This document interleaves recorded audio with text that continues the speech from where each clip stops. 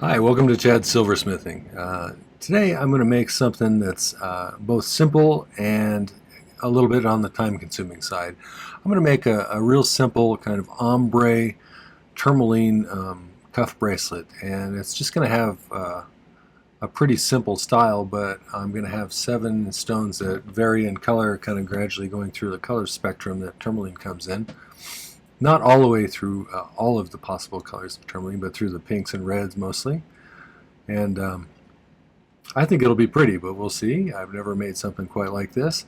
I think it's going to be, for the most part, a beginner project if you've had some experience. You know, if you're not like a wet behind the ears beginner, but you've got 10 or 15 projects under your belt, maybe a few more. So because of the large number of bezels, I made some of them in advance. I left one to make in front of you. And the band itself is going to be pretty simple. So it should be a fun one and not too hard a one. So I hope you enjoy it. Before we get started on that, I'd like to thank some people. I'd like to thank my patrons first off. They're my core group of supporters, and they have created this really nice community over there. I have a new one, Laura G. Thank you for signing up. I appreciate your support. And I look forward to getting to know you over there. And I think you'll find that there's a lot of nice people over there too. So thank you to all my patrons for your support. I couldn't do this without you. The other group are my YouTube subscribers, and we just passed 23,400. I think we're almost to 23,500 if I remember. Thank you so much for your support. The comments you leave are inspiring and really actually quite touching sometimes, so thank you for that. It's nice to know that some people are getting some useful material from these, and it makes it easier for me to keep going. So thanks for that. Thanks for your financial support as well. Some people buy me super thanks, or buy me a coffee, or buy my merch, or my ebooks. All of those things make my channel sustainable and keep me doing this. So thank you for that as well. I appreciate that. All right, well, let's get started on this project. So this is one of my design idea sketchbooks that are available on my merch store. This particular one has a gauge to inches to millimeter conversion chart, which I use pretty frequently. Some of the other ones have different charts on them or information like ring sizing stuff and things like that. So what I really like about these though is the dot matrix in the background, because it helps me to draw things a little bit more symmetrically, which is not my strongest suit generally. So this is what we're going to do today. Like I said, it's pretty basic, but I think it's going to look pretty modern and cool. So we're going to start with a half round wire that's bent this way, so that it's we're bending it in the way it doesn't want to bend on this one. And we'll figure out how long of a piece we need for that, and then we'll cut it, and then we'll do that. I think I made this about 6 3/4 inches, which should make for kind of a mid-range size cuff bracelet. We'll see. You could do this with as many stones as you want. I tend to find that odd numbers work best with things like this. And so I picked out 7 tourmalines, and I'll show you what they are. Like I said, I made 6 of the 7 bezels in advance just for time's sake. So let's put these out here and see the different hues. I think this is the darkest one probably. Maybe that one on. I may have some of these backwards. I'll have to figure it out before I solder them in here. That one's upside down right now. There's that one. And then I start getting into the sort of yellow spectrum at the end there. I may have these two mixed up. I'll have to take them out of the bezel to look at how they look. But I think other than that, we're pretty close. So I set these with open backs because I want them to have as much light getting to them as possible, and I'll show you how to do that. I did it a little differently than I normally do, just for giggles today, because I wanted people to see that my way isn't the only way, and this is a perfectly adequate way as well. Perfectly adequate. That's what everybody wants to think of themselves as, is adequate. Okay, so we'll do a bezel for this first, and then we'll start figuring out a way to bend this into the shape, and then we'll start soldering them in. So Let's make a bezel for this yellow one. I kept these in the bezels because this batch of tourmalines that I bought at this last show, they're all ovals of varying sorts, and they're all different colors, and they're all slightly different sizes. So these are not perfectly consistent, you know. And there's some of them have a little bit of you know, inclusions in them and stuff like that. They're not the, you know, the AAA quality tourmaline, but they're very nice. I think they're pretty good. So the materials we're going to use, I'm going to use 26 gauge 3/16 inch fine silver bezel strip. 26 gauge is 0.41 millimeters. 3/8 of an inch is 4.76 millimeters, I think.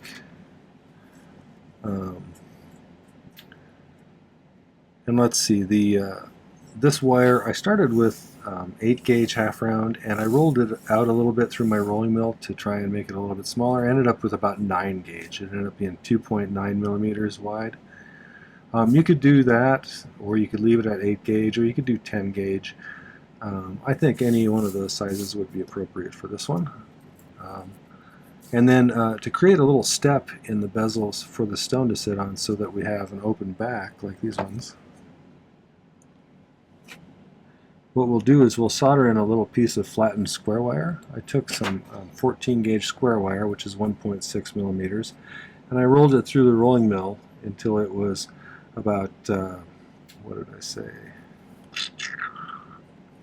0.83 millimeters is about what it ended up being. And we'll use that as the way to create a lip for the stone to sit on inside of the bezel. I normally do 18 gauge round wire and do 2 loops, one on top of the other. Or 1 loop, depending upon what I'm doing. But I wanted these ones to sit up a little higher anyway, so I thought I'd do it this way just for a change. So, well, let's make the bezel first.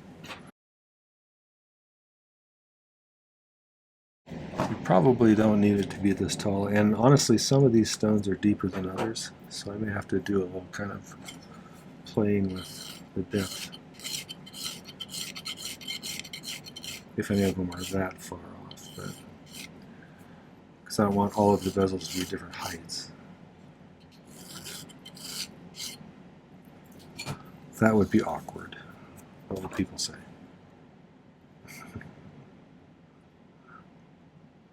As long as they're close, I don't care that much. So if you haven't been to my channel before, I use primarily hard silver sheet solder, which looks a little bit like this. I use a liquid flux that I dribble on with a dropper bottle. I need to fill this up, it looks like.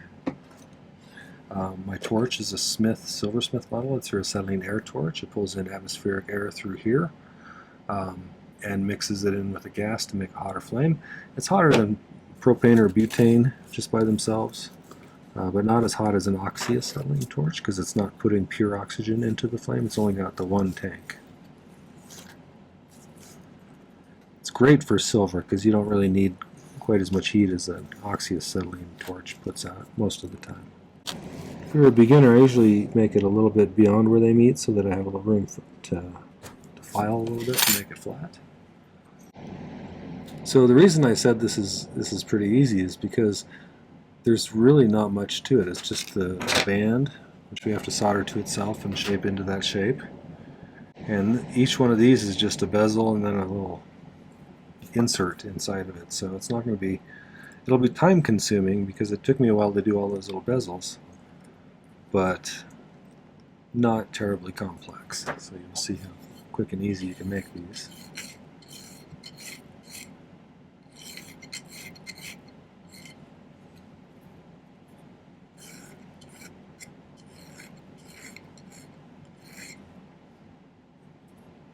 Mm-hmm.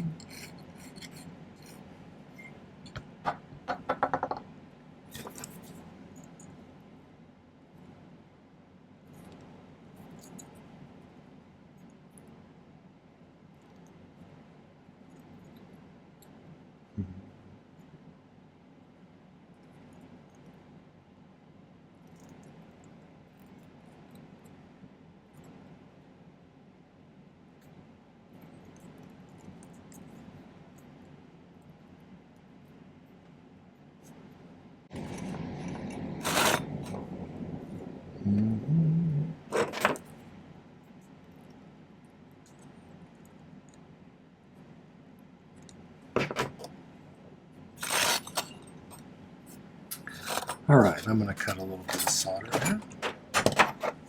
Solder, for those of you across the ocean.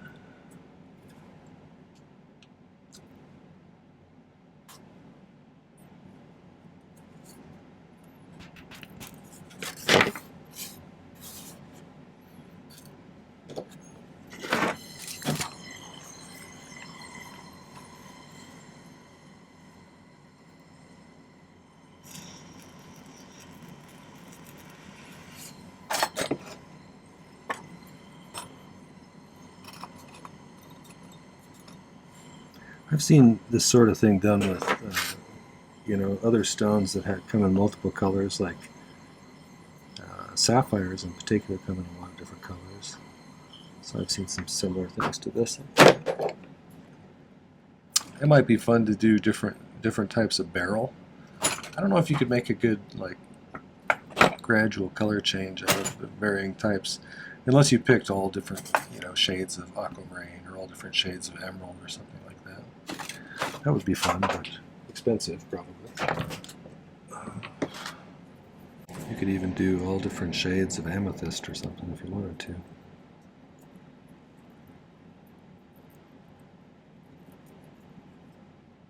Or you could do this with, you know, gradiated gradient colors. You could just do all the same color. That would be kind of cool too. I did that one a little bit on the big side, so I'm going to cut a little piece out and solder it again.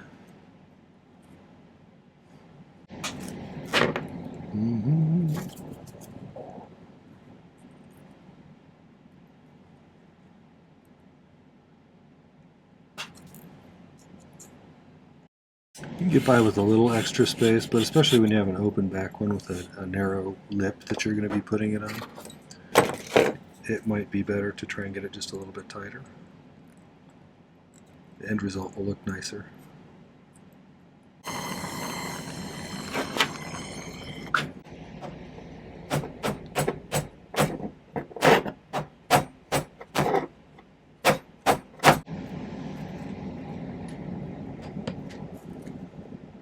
That's a little better. Okay, so now I'm going to grab this strip of flattened 14 gauge. Let's set the stone over here so I don't lose track of it. And let's file the end flat where I cut it off last time.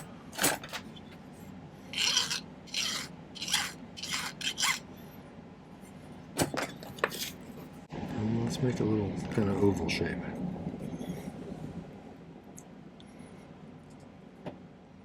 I find if I put one underneath the other one like this a little bit, it makes it easier to adjust it up or down.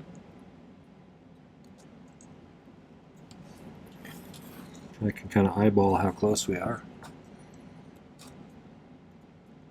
I want it to fit just inside of there. So let's cut it off about there and we'll see how close we are.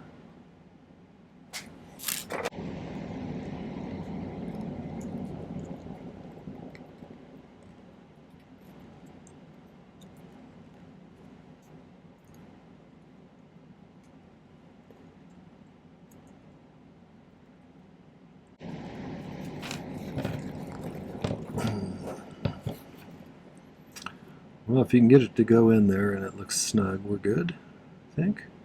It's easy to solder these in. I usually just position 3 or 4 pieces of solder on a flat surface like this honeycomb ceramic block.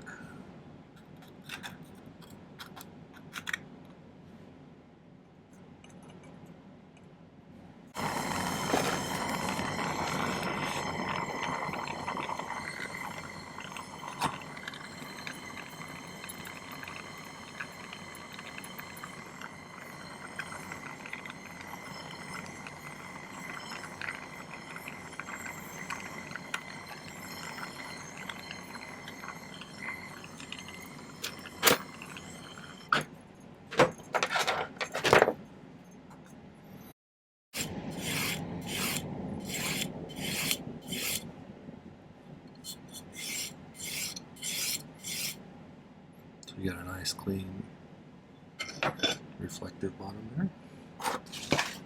Clean up the inside of this just a skosh. So I'm going to put that aside for a minute, and let's figure out how we can make this into the right size we need. I think to start with, let's spend some time getting it flat. I bought myself some new nylon jog pliers.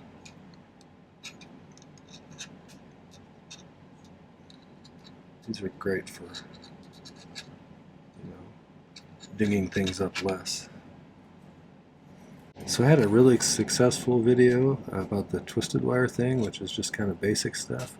And then I did a really complicated bracelet project last time, which I thought came out really cool, but the video really underperformed. So I'm curious if it just didn't get promoted to as many people, or if people just are looking for more simple stuff. Tell me what you like in the comments, because I want to do things that I want to do, but I also want to do things that people like to watch. So let me know what you think. So it doesn't have to be perfect at this stage, I don't think. We want the solder joint here to be somewhere on one of these sides, not on the end. It's much easier to make the ends look similar if they don't have a solder joint there. So somewhere along here. And so I think, let's take our flat nose pliers. And I'm going to hold it down flat on the table and see if I can't get it to kind of start to curve. Now it's going to try and twist on you, so you're going to have to stop once in a while. Try and correct that. It's trying to find an easier way to bend is what it's doing.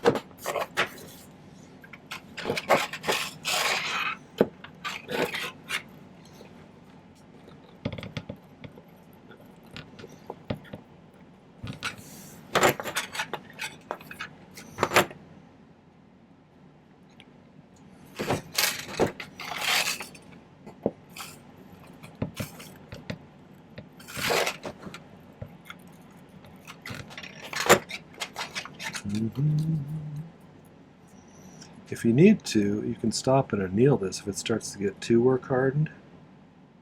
Annealing is where you soften the metal back up by heating it up to kind of a dull red color and then letting it cool off almost to the point where it's cool again, and then just quenching it, and that softens the metal back up.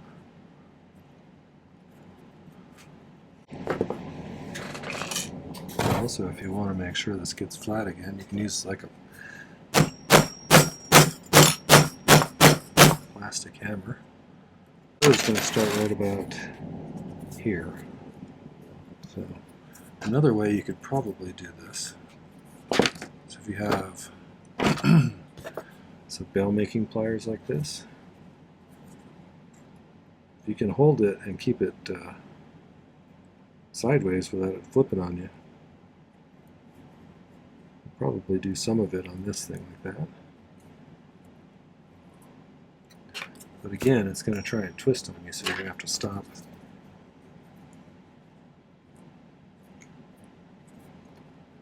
And do some bending back into the plane it started in.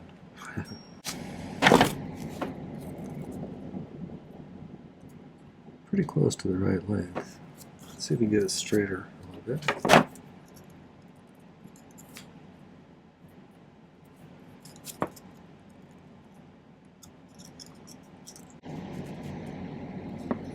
Let's see how we're doing size-wise as far as the width. That's pretty close. So I think we'll be okay if we make a mark across both of these and solder it closed. And then we can get it exactly the right width, and we can mark off where we want these and solder them in. So let's get this lined up.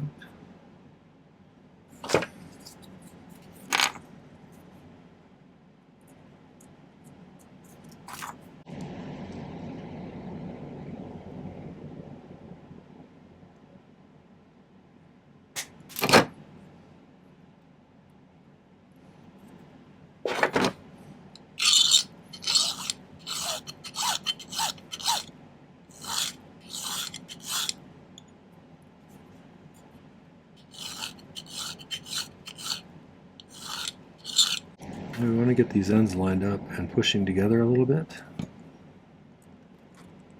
so that they have some forward pressure.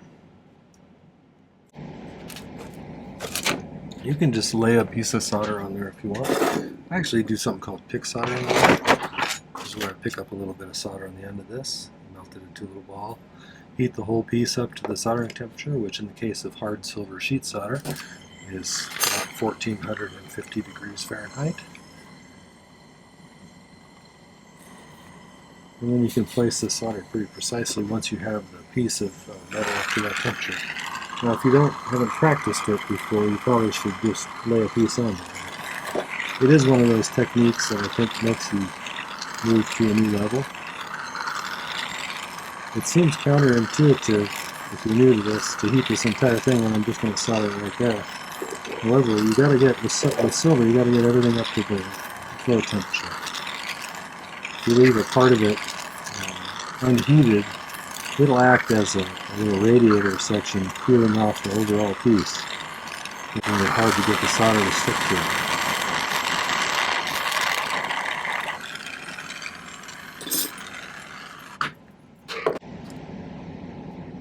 See, we got absolutely purplish over here to kind of a dark pink, and gradually lightning pink until we get over here where it starts to get peachy, and then yellow. So this is the order of these we need to put in.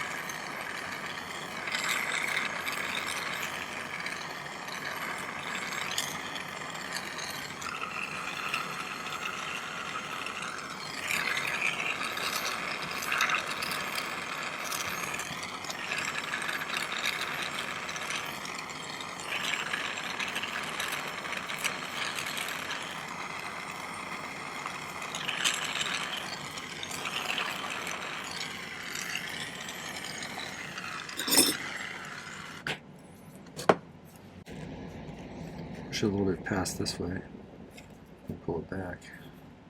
Should be pretty close to touching most of those.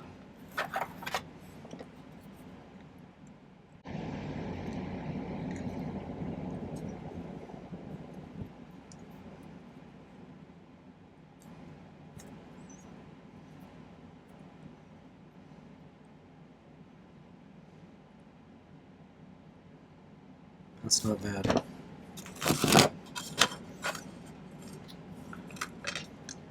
Some more solder.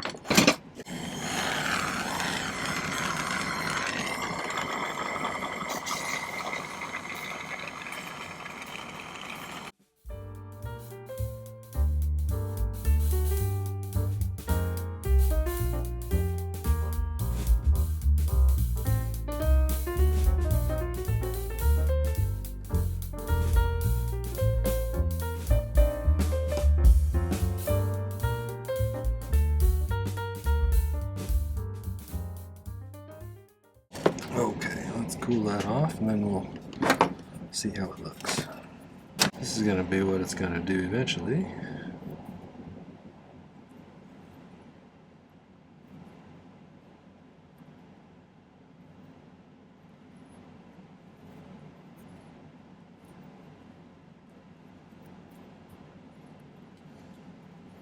Of course, bent much more neatly, hopefully. To polish it, I'm going to straighten it back out again, though. It'll make it much easier to polish if I do that. And then when I'm done polishing, I will come back and I'll probably set most of the stones off camera, but then I'll save one or two for the end for you. So, all right, let's let that pickle for a while. So after setting 6 out of 7 stones, if you're of the same age range as I am, you probably will find that your neck is pretty rough from punching over and doing that. But I have 6 of the 7 here. One thing, because of the variation in the thickness of these stones, some of them were deep, some of them were shallow. Luckily there was only 2 that were super shallow, this one here and the central one that I'm going to set here. And what I did to compensate for that is I filed all of the bezels down some, but for the ones that were really shallow, I cut a little piece of 20 gauge round wire, made it into an oval loop, and we'll use that to elevate this just slightly more than these ones. So you just had to play with the height just a little bit. And I do this a little bit differently than most. I use the flat side of my chain nose pliers as a bezel pusher. So we'll be pushing that right up against there as hard as we can. If you need to brace this in something, that's fine, a jewelry vise or whatever you have. So once you've got that laid down pretty well, then I use the rounded outer part of this as a burnishing tool.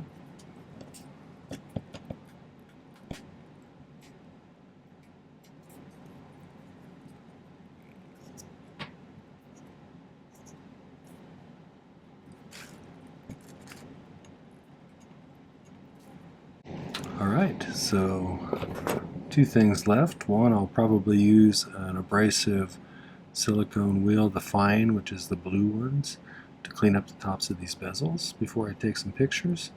I'll also shape this a little better, so we can do some of that. I do a lot of that by hand usually, so especially with the thin wire like this here, this is pretty easy to bend. However, if you have a bracelet mandrel, that's fine.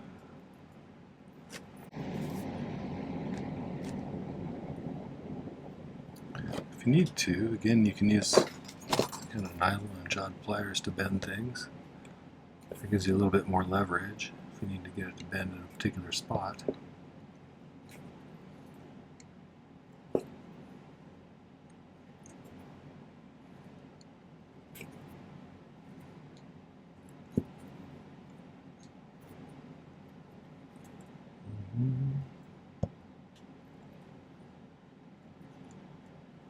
I don't know if my color matching is perfect, but it's what I had to work with. So it generally goes from dark to light, you know.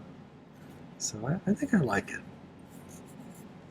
You know, you always wonder whether you're going to like what comes out at the end. I think there's, you know, cool variations you could do on this one. You could put the stones a lot closer together if you wanted to, or farther apart, or what have you. So I think you could have a lot of fun with this one. Not terribly complex, although it looks like it's a little more complex than it is. So, all right, well, let me know what you think. Tell me how you do things. I always love to hear that. And I'll get some better pictures and put them at the end. All right, well, that was the Tourmaline Ombré bracelet. I hope you enjoyed that. If you did, make sure to hit the like button before you go, and I would love it if you would take a moment and peruse my main channel page. I have quite a bit of content there. 530 plus videos last I looked. I do 3 per week, and I've been doing that for about 3.5 years, and it's produced quite a pile of content, and some of it's pretty valuable, I think. So check it out. There's lots of projects over there at all different levels, and I think you'll find that there's some good advice. So watch a few, subscribe to my channel. I'd love to have you as a follower, and don't forget to hit the video description down below. There are some important links there. There's a link to my Patreon if you want to find out more about that community. I'm changing up the top tier level. I originally had it pretty high, but I'm going to lower it to double the 3rd tier level, so it's going to be $50 a month for that one. And that's going to include a weekly time where I'll be online and people can chat with me or whatever. So I'm going to do that, so if you're interested in that, check it out. If you're interested in just getting rid of the ads, it's the lowest tier, and that's only $5 a month. So either way is a nice way to help me with my channel, and I appreciate it. There's a link to my merch store if you want to get yourself one of those nice design idea sketchbooks that I find pretty invaluable. Or some other merch. There's a few other things there too. And don't forget about my ebooks. There's a link to those, and those are guides to each of the year's tutorials that I did, with a page for each one that includes a link to the video, a picture of the sketch that I drew beforehand, a picture of the final product, a list of materials that I used, difficulty rating, which is a little bit subjective on my part, and then finally some notes I made about the project that I didn't maybe mention in the video, or that I learned from doing the project itself. So it's a really nice way to have a whole bunch of project ideas at your fingertips, and a super nice way to support my channel, so thank you for that in advance. Alright, well, thanks for watching today. Take care. Happy silversmithing.